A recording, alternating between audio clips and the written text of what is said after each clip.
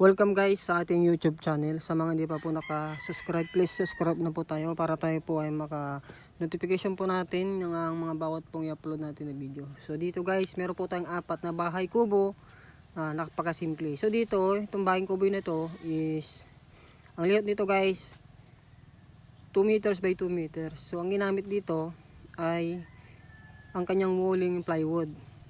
At yung mga bintana niya guys is tubular. So yan po yung kanyang tayo at ganda ng bahay kubo. So ito po yung kanyang likod at ito po yung kanyang grills. So yan guys yung bahay kubo.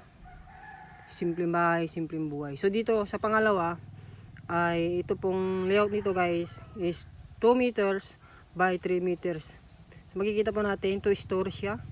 At yung kanyang walling na ginamit is hardiplex. At steel window po yung kanyang mga bintana.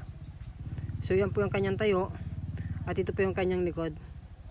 So ito po ay napakatibay na bahay kubo.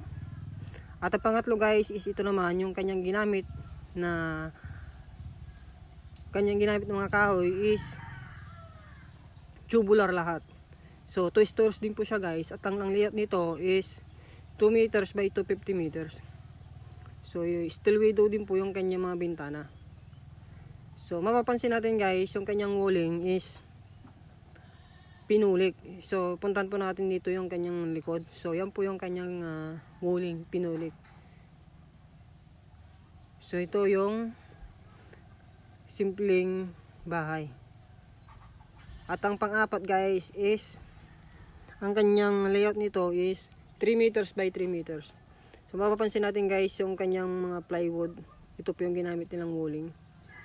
So yan po. Napakasimpleng bahay at simpleng buhay. Walang problema ang iniisip pag ganito po ang ating mga bahay.